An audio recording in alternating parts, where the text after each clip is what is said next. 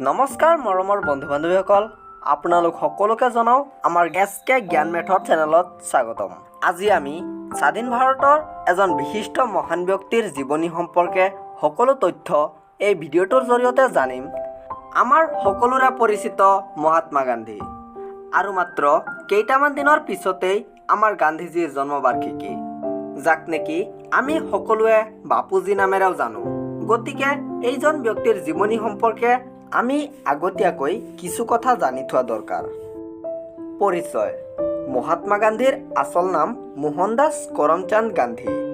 মহাত্মা গান্ধী এনে এজন ব্যক্তি যিজনে মানৱ সমাজলৈ শৃংখলা, ভাতৃত্ববোধ, শান্তি আদি ক্ষেত্ৰত বিশেষ অৱদান আগবঢ়াইছিল। জন্ম: মহাত্মা গান্ধীৰ জন্ম হৈছিল গুজৰাটৰ পোৰবন্দৰত 1869 চনৰ 2 অক্টোবৰ তাৰিখে। ভাৰতৰ ত্ৰাণকৰ্তা বুলি অভিহিত কৰা মহাত্মা গান্ধী গুজৰাটৰ এটা সাধাৰণ পৰিয়ালত ডাঙৰ দীঘল হৈছিল। মহাত্মা গান্ধীৰ পিতৃৰ নাম কৰমচান্দ গান্ধী আৰু মাতৃৰ নাম আছিল পুতলীবাই।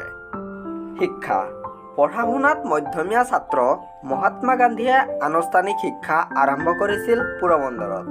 ইয়াৰ পৰৱৰ্তী সময়ত হাইস্কুলীয়া শিক্ষা লাভ কৰে ৰাজকোটত। সেই সময়ছোৱাত ভাৰতীয় সমাজ ব্যৱস্থাত বাল্য বিবাহ প্ৰচলন আছিল, যাৰ বাবে মাত্ৰ 13 বছৰ বয়সতে কস্তুৰীবাইৰ সৈতে বিবাহপাশত আবদ্ধ হয় মহাত্মা গান্ধী।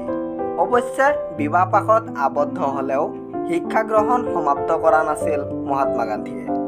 তেখেতে গুজৰাটৰ কলেজত প্ৰৱেশিকা পৰীক্ষাত উত্তীৰ্ণ হৈ পৰৱৰ্তী সময়ত বিলাতলৈ বেৰিষ্টাৰী শিক্ষা গ্ৰহণ কৰিবৰ উদ্দেশ্যে যাত্ৰা আৰম্ভ কৰে।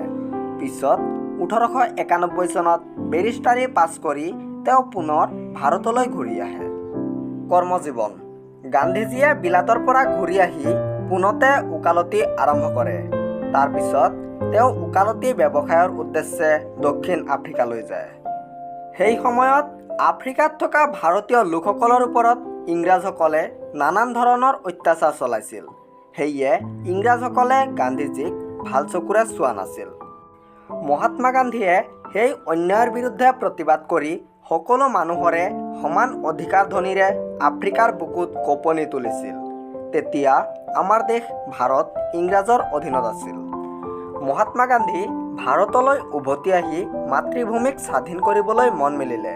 সেইকাৰণে তেখেতে ভাৰতৰ বহুকেইজন নেতৃস্থানীয় লোকক লৈ প্ৰথমে 1921 চনত অসহযোগ আন্দোলন চলায়।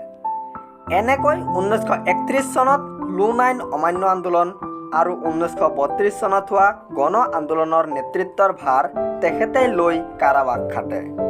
তথাপি তেখেতে ভাৰতক স্বাধীন কৰিবলৈ দৃঢ় সংকল্প লৈছিল। ভাৰতবাসীয়ে তেখেতক বাপুজী আৰু বিশ্বকবি ৰবীন্দ্ৰনাথ ঠাকুৰে তেখেতক মহাত্মা উপাধি দিছিল। অৱশেষত 1947 চনৰ 15 আগষ্ট তাৰিখে তেখেতৰ অশেষ সাধনাৰ ৰত্ন স্বাধীনতা ভাৰতবাসীয়ে লাভ কৰে। মূল মন্ত্ৰ: গান্ধীজীৰ মূল মন্ত্ৰ আছিল সত্য, অহিংসা আৰু অস্পৃশ্যতা বৰ্জন। তেওঁ সকলোকে এজন ঈশ্বৰৰ সন্তান বুলি ভাবিছিল। মৃত্যু: মহামানৱ মহাত্মা গান্ধী এবাৰ প্ৰাৰ্থনা সভালৈ যাওঁতে নথুৰাম গডছ নামৰ এজন ভাৰতীয় মাৰাঠা যুৱকে তেখেতক গুলী কৰে। সেই গুলীৰ আঘাততেই তেখেতে ইহলীলা সম্বৰণ কৰে। সেইদিনা আছিল 1948 চনৰ 30 জানুৱাৰী তাৰিখ। সামৰণি: মহাত্মা গান্ধীৰ মৃত্যু হ'ল সঁচা, কিন্তু তেখেতৰ জীৱনৰ আদৰ্শ আজিও আমাৰ মাজত বিৰাজমান হৈ আছে। আমি সকলোৱে তেওঁৰ জীৱনৰ পৰা শিক্ষা লাভ কৰা উচিত। মৰমৰ বন্ধু বান্ধৱীসকল, ভিডিঅ'টো ভাল লাগিলে এটা লাইক কৰিবলৈ নাপাহৰিব। লগতে ভিডিঅ'টো আপোনালোকৰ কেনেকুৱা লাগিল কমেণ্ট কৰি এবাৰ জনাব। আকৌ আমি অন্য এটি ভিডিঅ'ত লগ পাম। আপোনালোকে চেনেলটো ছাবস্ক্ৰাইব কৰি আমাৰ লগত জড়িত থাকক।